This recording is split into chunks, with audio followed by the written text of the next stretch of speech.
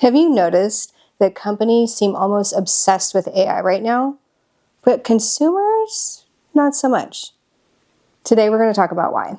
First, let's start with what's going on with consumer interest in AI. For the last couple of years, since the news has been inundating us with information about artificial intelligence and some of the advancements recently, consumers have been cautiously optimistic and somewhat interested in what's going on with AI and its possibilities. However, in the last couple of months, that's been changing rapidly due to a few factors. Most notably, consumers have become very disillusioned with the ability of AI to live up to its potential. So there was a lot of hype around what AI can do, and as consumers have started working with more and more AI tools, they've noticed that AI doesn't really deliver on its promises. There have been a few notable disappointments in the news recently. One of the most notable snafus when it comes to rolling out an AI feature before it's ready is when Google introduced the AI search result preview and summary at the top of their search page. There were so many articles about this because not only was the information wrong, it was sometimes dangerous. There were things where they were suggesting people ingest things that they shouldn't ingest or use things in a way that would be potentially dangerous. Not only were the preview results inaccurate, but they were also, again, dangerous if someone followed the advice. That was one of the biggest things that impacted people's confidence in AI's ability to deliver. However, that came after months and months of disappointment. So let's talk about the different kinds of AI. I'm sure you know this, but let's just ground into this really quick. What most consumers are being exposed to right now is generative AI. And generative AI can create text responses, it can create images, and these are the things that consumers are playing with the most. There was already a little bit of concern about this among the community because there were a lot of ethical considerations around how those AI models were trained, because there's a big feeling that they were trained on either artwork, literature, things that they didn't necessarily have permission to use as part of training the models. There were then a lot of ethical considerations about the use of this technology, about how people might misuse image generation or misuse content creation, basically, in order to create things, make it look like things happened that never happened, or to plagiarize or create artificial art. So there was already some concern about the ethics around how these generative AI models were created and their potential use. Keep that in mind. Then, as consumers became more and more exposed to them, none of these generative AI models worked quite the way people expected them to. I went into it personally, testing it out from a, can I make use of this, and with a bit of an experimental mindset. And personally, I was also a little disappointed, even though I did have that experimental mindset. We all know some of the early image creation issues where humans had too many fingers, like the fingers and hands thing for some reason was especially difficult for AI. So image generation in the last 18 months has come a long way, and now in some of the most recent updates to things like Midjourney, they're like, we promise we're so much better at fingers, which, again, table stakes in my opinion, but if you think of it as an emerging technology and there's going to be some hiccups, that's fine, right? We're experimenting with it, it is improving.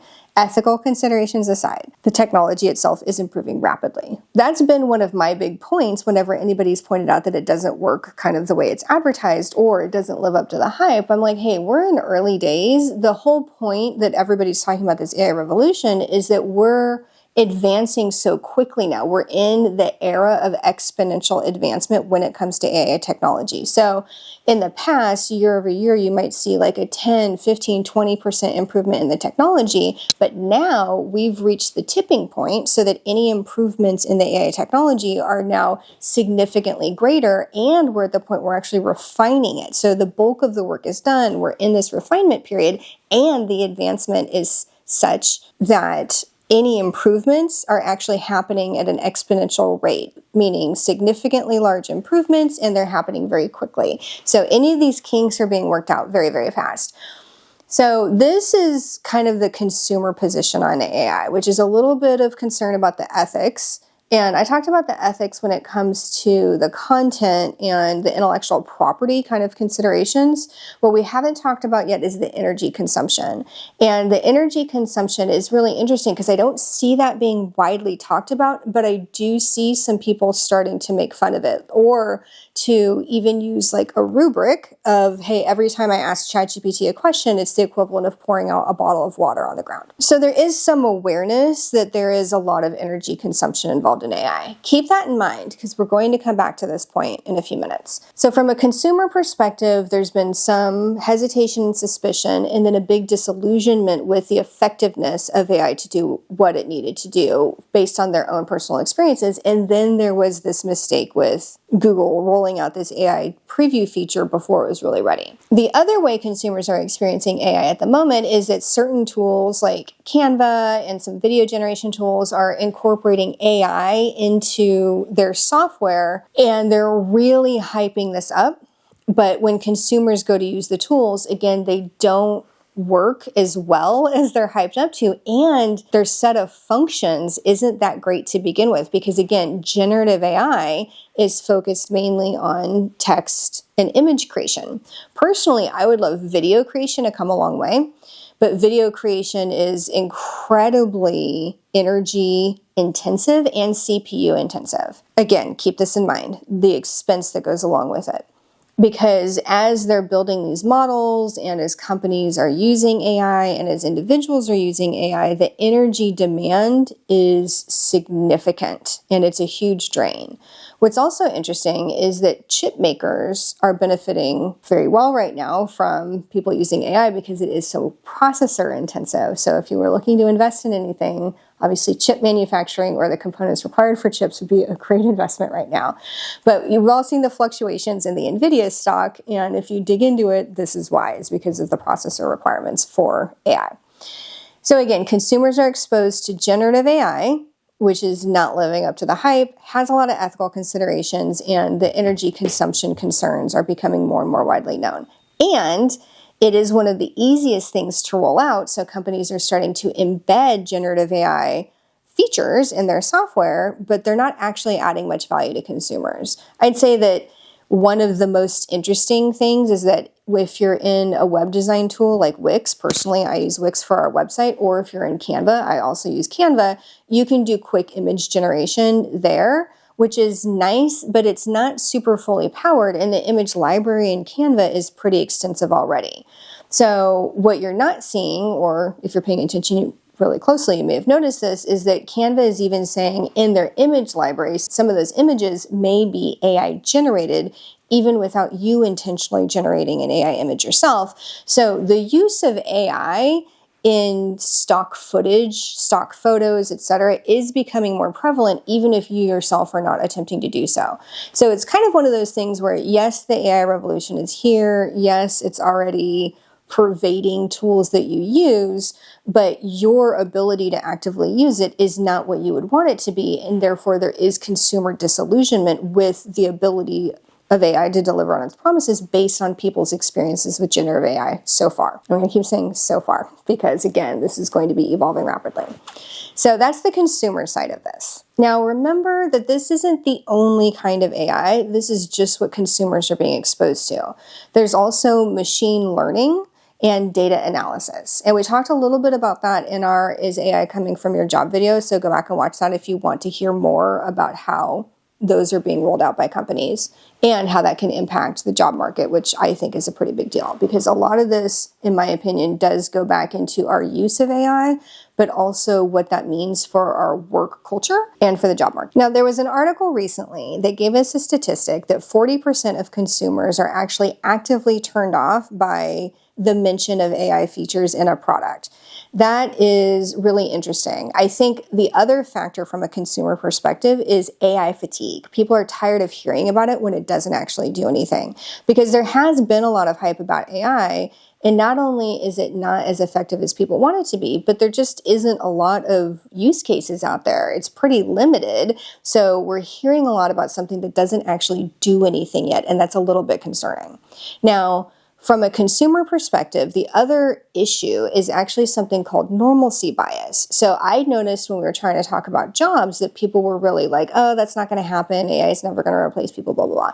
And some of that, if you dig deeper, it actually is a little bit of resistance to the idea that things could be different than how they are today. It's really hard to understand future impact. And we do have this cognitive bias that tells us things will mostly continue the way they are. We can't predict what's going to be revolutionary. That's just the way it is. And if you look back on past technology or industrial type revolutions, most of the populace did not see that coming and can't predict it. You also have the reverse where someone tells you something's going to be a big deal and it kind of fizzles out. It doesn't live up to the hype. Again, and that's what people are starting to think is happening with AI. A lot of people had this normalcy bias when they started hearing about AI, and now there's a lot of confirmation of, see, it doesn't do it. It's not going to happen. This is not the case. The AI revolution, I hate to be dramatic, but it is coming and it is going to change things. We can predict some of it, but not all of it. But that's really what we are here to do, is do our best to try and see what is going to be the impact of this and how can you as an individual navigate it. That's really what we're trying to do here. So that's the consumer side of things. Now let's talk about the company side of things, which is what I'm most interested in. I just think it's so interesting that companies are so invested in AI.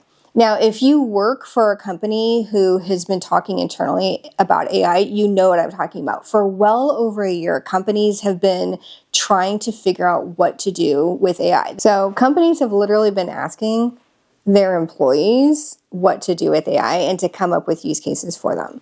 It kind of reeks of desperation if you're working for one of these companies. It's a bit much. And some companies tried to get ahead of this and a couple years ago came up with use cases for generative AI and have been selling things around that. I'm just going to leave it at that.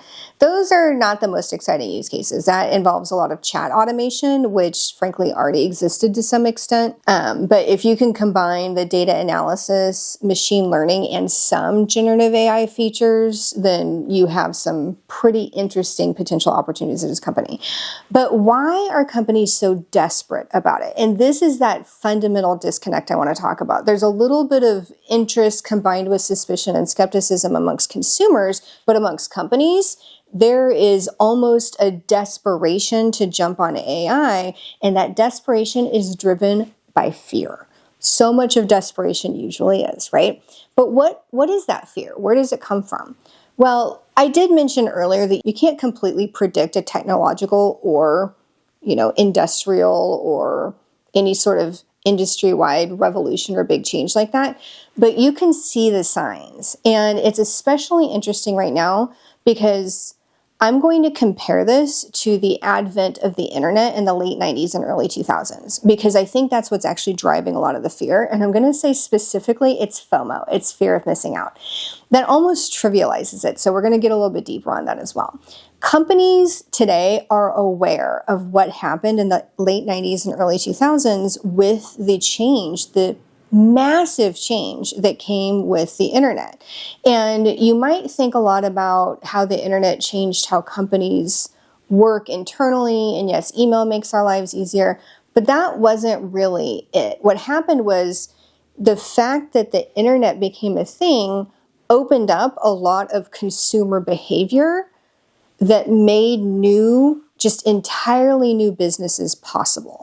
So I'm going to use Amazon as the easiest example, and that was actually one of the first examples. So with the advent of the internet, that is where you got online shopping. And you're going to say, Gabby, that's incredibly obvious. Yes, thank you. I know it's obvious, but the whole point is that it's obvious now when it wasn't then. So you had a lot of existing businesses who didn't know what to do with the internet. They were trying to figure out, is this going to be a real thing? Should we use email? That's where existing companies were. They were at, should we use email? Think about that for a second. That was as far as they could get for the most part.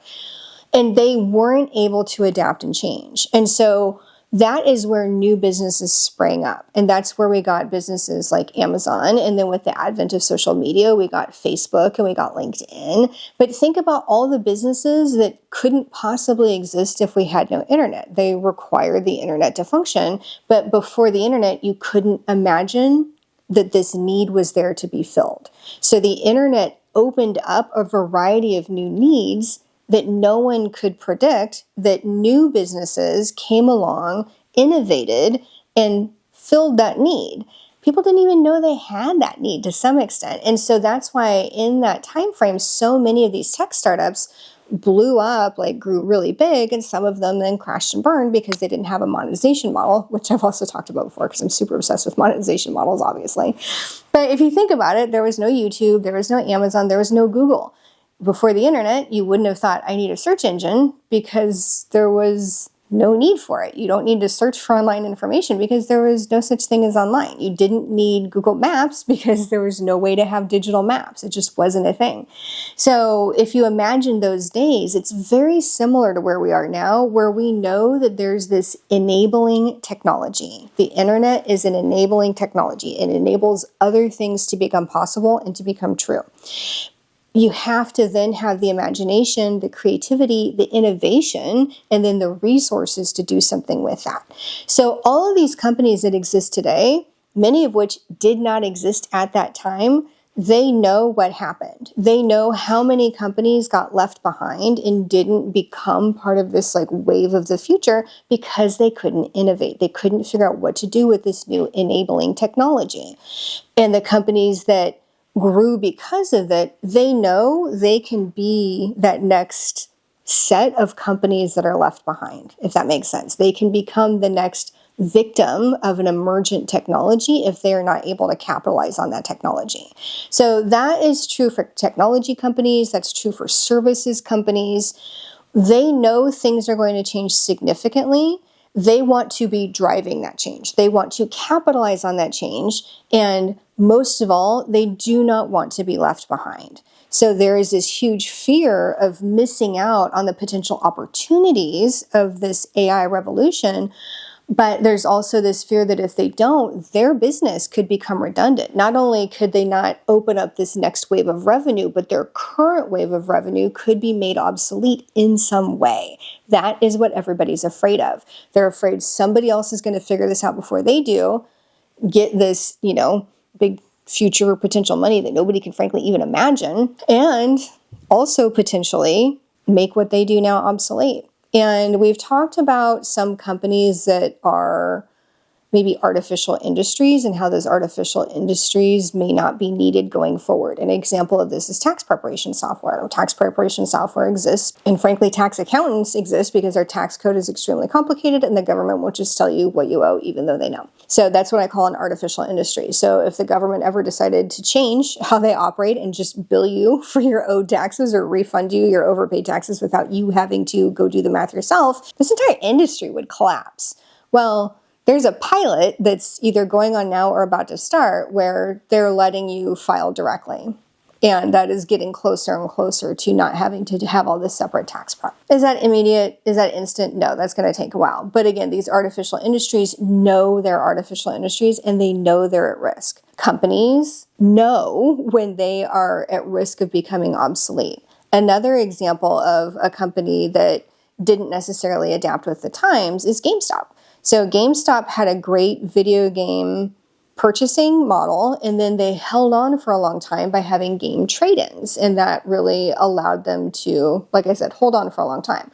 They knew, however, for a very long time that as the technology around bandwidth increased, meaning your ability to download games directly, that there would become a time where people did not need to go into the store to purchase games. If you're young, you may not know that this didn't used to be possible. And the reason is, again, because internet bandwidth wasn't up for the amount of data transferred required to download these massive game files. And so you had to go buy these game files. They also knew that it would take a while before they kind of hit a tipping point. So yes, GameStop still exists, but they used to be so much more of a powerhouse because brick and mortar retail in the gaming industry was able to hold on a lot longer because people want that immediate gratification of going out and buying a game. So even though you can order a game on Amazon, it takes a couple days to come, there was still a use case for brick and mortar until you could actually download the game files directly. This is another great example of an enabling technology, which is the bandwidth and the internet's capacity for you to download large amounts of data and upload large amounts of data. So once the internet became a thing, we then had infrastructure improvements that allowed greater bandwidth for downloading and uploading, which we now take for granted. And keep in mind, this is often what happens with big changes in technology, and especially enabling technologies, is that they then drive changes to other enabling technologies, but those impacts are more obvious. So as you have any sort of new technology advancement, what then happens is a greater need for processing, a greater need for storage, hard drives, and storage technology, so quantity and quality of storage, as well as bandwidth. And so we've seen such huge strides in throughput and through wireless technology, and also in SSDs and how big hard drives are and how much RAM you can have. We've seen huge strides in all of that supporting technology as the internet and the use of the internet has grown.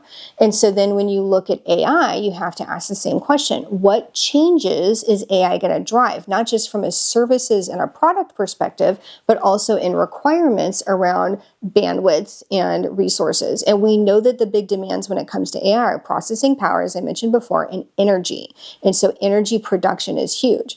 Right now, there's a very real concern that if we ever start embedding the use of AI in our products in any sort of significant way, those energy demands are going to far outstrip our ability to produce enough energy to keep it going. So that's where we need to see some pretty significant improvements in efficiency, is in the energy requirements around AI. So not just the energy production, but also getting more efficient about the energy demands of AI itself, just like we want more processing power, but we also want demands on processing to become more efficient. It's almost like an arms race.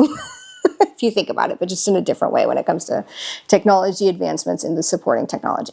So let's go back to the companies again. So what is the evidence that the companies are so interested in AI? I keep talking about it. And what you might be tempted to think is that what you're hearing about AI from companies is all talk.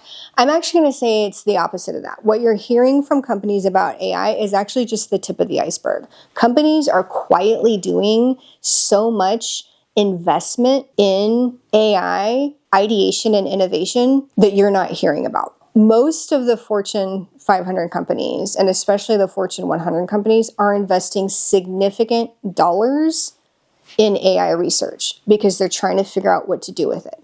So we know that there are the companies that are actually creating AI and the companies that are partnering with them on that. Microsoft, you've heard all the stuff about it, but I'll post some articles again. So you've heard all of that chatter. But what I'm talking about is downstream companies who are trying to create use cases around AI. And yes, it's a little cringe that they're asking their employees for these use cases because they are trying to be innovative. But what I'm saying is that's not all they're doing. They actually are significantly investing in strategies around how AI can benefit them and how to use it. And they're also trying to come up with the next big thing about AI. So let's talk a little bit about that. I've talked about job shift. In my recent video about layoffs, I talked about how a lot of companies are quietly shutting down or have significantly reduced spending on major software implementations over the last year and a half because they've shifted that fund into AI research. But what we're not seeing is an equivalent amount of jobs for AI research because so much of that spending is actually spent on the energy requirements for the AI itself. So you have this huge transfer of money from a spending perspective that isn't going into new jobs, at least not at the same rate. So if they're laying off 200 people, let's say, the job equivalent change is like 10 to 15 people. You're not getting a replacement number from jobs, even though the spending is so massive. I hope that makes sense. So what I'm saying is that they would spend hundreds of millions or tens of millions of dollars on these major software implementations where the money they spent went to licenses, employees, and usually some sort of software implementation vendor. So they've paused those efforts or significantly reduced them and shifted the spending into AI innovation and research, where they are partnering with more strategic firms to come up with different strategies and use cases, where they are paying for some innovation and maybe some AI, the few AI experts that are out there, and they're paying the AI companies and they have to pay them for the use of not just the software, but the demands the software has from a processing and an energy perspective. So that's where a lot of the money is going. That's not great. That doesn't go back into the economy in the form of wages that are then spent on things. So the flow of money around this is really, again, to me, interesting. And especially since I'm interested in this, yes, from a consumer perspective, but actually more from a corporate worker perspective and how that's impacting the corporate workers. And so if you're sitting there in a company and you're not privy to some of these strategic decisions, but you can actually see the downstream impacts, you can see the changes in spending, you can see that your friends and coworkers are getting laid off, and you're like, oh, it's just because there's no money. It's not because there's no money. It's because the money is going somewhere else and not benefiting workers. So that kind of blows. Now, there is an article that just came out, which is interesting because I've been prepping for this video for a few weeks now, if not months.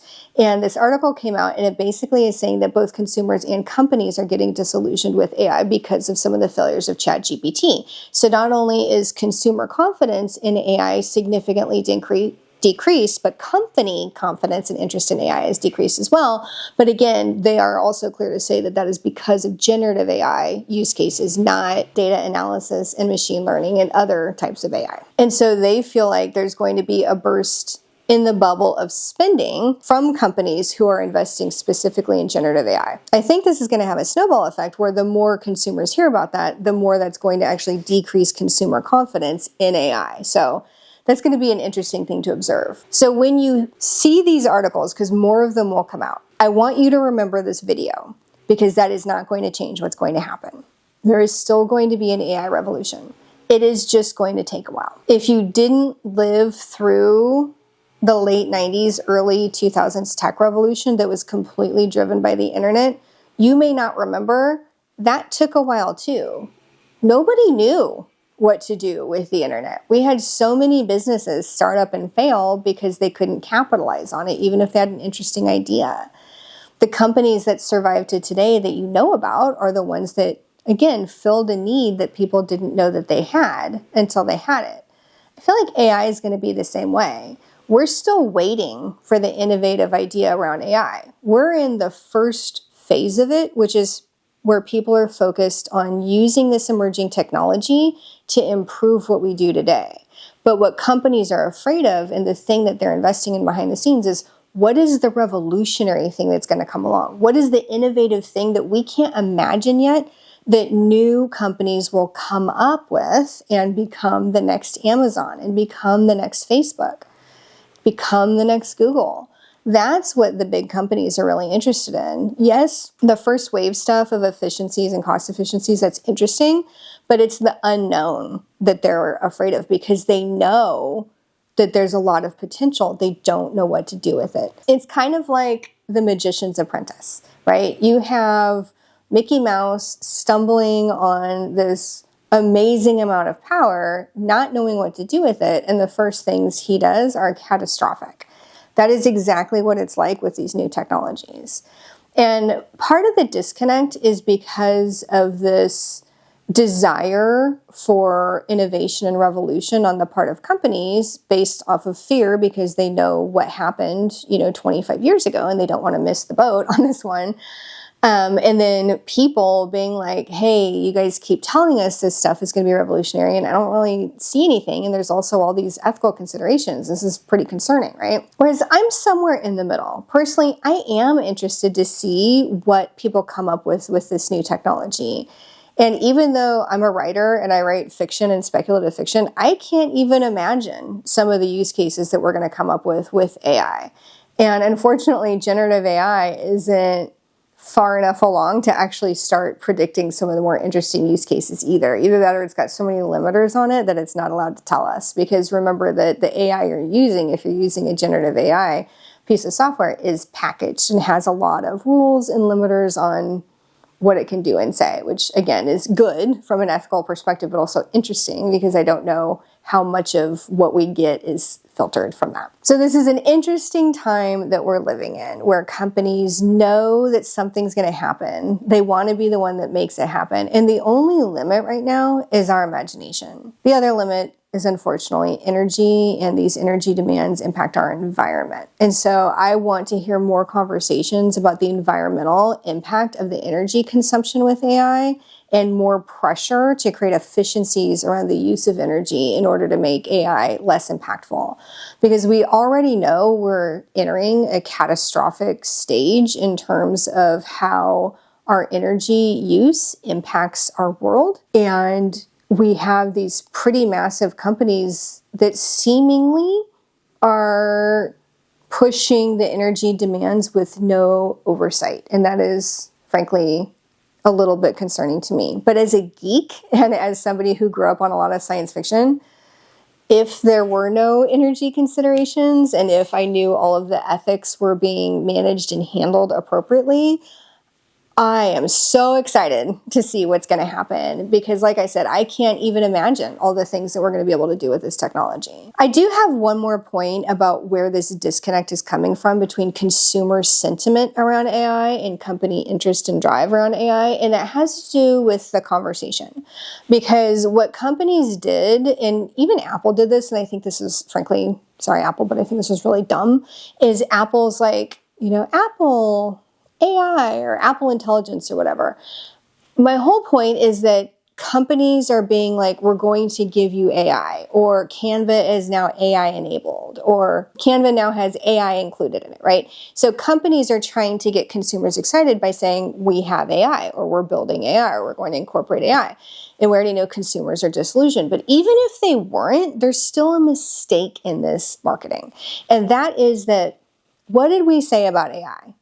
How did we compare it to the internet revolution? It's an enabler. It's not a thing in and of itself. AI is not the end product. And so when you're advertising or marketing a new set of features or a new product to consumers, it needs to be a product. It needs to do something. You need to sell them on the features that you're giving them, and you need to tell them how it's going to benefit them. But for some reason, companies who should know better and who pay tons and tons of money for marketing and PR are making this mistake where they're just saying AI, right? That's not a product. That's an intermediary. Again, it's an enabler. You need to tell consumers what is the feature you're rolling out to them. What is the product that they're getting? And the problem is that companies don't know yet. That's the thing. They're still trying to figure it out. So yes, they are rolling it out before it's ready in terms of the features aren't what I would consider to be production ready, but they're also rolling it out before it's ready in the sense of they're just trying to incorporate AI and figure it out later. And they're trying to tell us we're using AI and figure it out later because they've misjudged the consumer's interest in AI as a thing in and of itself. Consumers want to know, what does this do for me? What is this going to do? What are the interesting features and how is it going to benefit me? And they've already lost that little window of optimistic goodwill where consumers are like, okay, well, let's see what it does. Okay, well, it's actually been a couple of years now, but it's been at least a year and a half, and AI in and of itself doesn't do anything. And the pieces that consumers have been exposed to, like generative AI, don't deliver on the promises and live up to the hype, and they know that. So unfortunately, the goodwill bubble has ended when it comes to consumers. So that's the challenge for companies now, is that when they talk about AI, they can't just be like, we're including AI, or Apple has its own AI that they're branding Apple Intelligence, which honestly I think is one of the dumbest things I've heard so far. And Google is like, oh, well, we have Gemini now. That's great. You've got to stop doing that. It's like Siri, and I'm sorry for this if you love Siri, but Siri has always been a little bit of a wah-wah moment, because instead of going with what Siri can do for you, they're just like, we made this cool thing, do something with it, right? And so then they spent years being like, okay, well, now you can have Siri add things to your apps. Now you can have Siri do this. But that's taken years, and it's still not fully enabled. And so that's the message to companies who are trying to innovate with AI is, remember, it's an enabling technology, and you need to build in useful functions and features for the consumers, and then you need to focus more on the message about those features and functions and less on the enabler. That's like running around saying, we have the internet. Okay, look, what are you doing with that? That means nothing, right? That's not going to get you very far. So that's my advice for companies who are looking to invest in AI and actually sell products to consumers, is focus on the product, not the underlying technology. That seems obvious to me. But then my message to consumers is, as you watch the news and you see more and more about the disillusionment and the end of the AI bubble, do not take that seriously. It's just, moving out of phase one of AI becoming part of our technology culture. And unless the energy demands become so egregious that some sort of oversight agency steps in and kind of shuts it down, that's the only thing that's going to stop this at this point, because it is a very powerful enablement technology. And we're going to go from Mickey Mouse and the Magician's Apprentice to people turning themselves into the magician and actually creating the products that leverage this technology in a way that's useful to consumers, and frankly is going to change a lot going forward. So keep an eye on this. I'll keep making videos periodically if anything changes, but definitely, please, as always, keep your eyes open, stay informed, watch the news about this, and then pay attention to the trends, because we are just at the very beginning of this AI journey. Even though it feels like you've been hearing about it forever, honestly, it's not. Like I said, if you compare it to the impact of the internet, and when we first started using email in 1993, and then, Amazon started in the mid 90s-ish and didn't get huge until a while after that. It took a while before we got the Googles and the Amazons and the Facebooks being as big as they are. And we were pretty saturated with people trying to create these internet businesses. And I'd say it took about 10 years maybe to stabilize and find its footing. So maybe the AI revolution won't take as long. I don't really know. I think it is going to take a while. I think we're going to see a lot of businesses come up and then drop back down. We may not even see as many businesses come up initially because, like I said, consumers aren't particularly interested. There was an AI gadget that rolled out that Marquez reviewed that everybody was just totally uninterested in, because, again, as a product, it was like, personal spyware on your body? I don't even know. I'll link to that. But yeah, people aren't coming up with very good ideas. So yeah, we'll see some funding dry up probably before we actually see those businesses do anything, but it's not going away. And if you're in any way a kind of creative or innovative person and you think you can come up with the next big thing that appropriately uses AI as an enabler or an underlying technology to make a product that actually does something to benefit consumers, it's a wide open field for you. So I would highly recommend thinking hard about if there's something you can do with that. I wish I could come up with a product that uses it, but like I said, the problem is predicting the unanticipated need. We'll also see people coming out with things a little too early, and that's going to be so disappointing. We saw that a lot with technology and wearable tech. Yeah, that's probably going to make me sad when we see emergent technologies and products come out and we see that people aren't ready for them. Oh, that's the comparison I wanted to make in terms of something that's fizzled out, which is VR. Virtual reality, everybody was so hyped about it, and that has just not taken off. And I think that there's been a couple of things like that where consumers are like, hey, I heard this was the next big thing. Yeah, no. The reason it's not the same is that, again, virtual reality is a little bit of an enabling technology, but it also is a huge experiential shift in terms of how we experience the world. And it may take hold eventually, but that is going to take a long time. People don't necessarily want to be that checked out of the real world. And we're entering an age in terms of our digital use and social media use where people are actually thinking that being in the real world a little bit more might be a little bit better. So I'm interested to see if VR will ever really take off. As a big sci-fi nerd, I grew up, in the 90s reading a lot of cyberpunk and a lot of stories about, this virtual reality that we'd be immersed in. But I think that it's really such a niche when it comes to how many people want that sort of immersive escape from, what they used to call meat space. Yes, I am that big of a nerd. So if you think about the gamer community is in and of itself a niche, and the subset of people in the gamer community who would be perfectly content with VR is a very small subset of that niche. So I just don't know that the demand is there in terms of people's technology immersion and saturation interests that would make it worthwhile. Plus, as a gamer myself, I'm going on a real tangent about VR. This may need to be a separate video.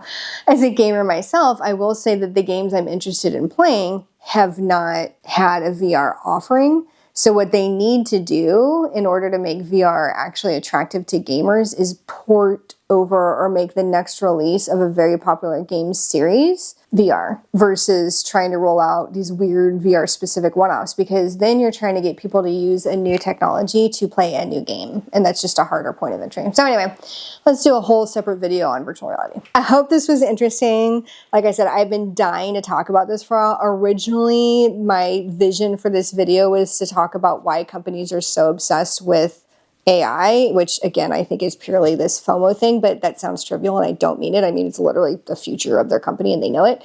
But I also then started to see so much about the disinterest and disillusionment on the consumer side. And I'm like, wow, there's this huge disconnect. So I hope this was an interesting topic. You know, I hope I said a few things that maybe you hadn't thought of, but if there's something I didn't mention, please tell me down in the comments. I would love to know your guys' perspective. And I've tried, as always, to be cautious about sharing information I have about companies, but I am aware of how much some companies are spending, and it is on AI innovation research, and it is so much more than you think. I do know of at least a couple companies that are investing well over $1 billion a year in AI research, and these are not companies that are part of creating AI. They're spending that much money trying to figure out how to use it, which is insane if you think about it. So yeah, have fun. Definitely ask any questions you want in the comments, but also, like I said, tell me if there's anything that I didn't cover that you've seen or are aware of, and I'd love to keep talking about this. Thank you all so much. I'm Gabby from She Makes It Work, and this has been my little Gabby talk about AI and consumers and the disconnect right there. Okay, thanks, bye.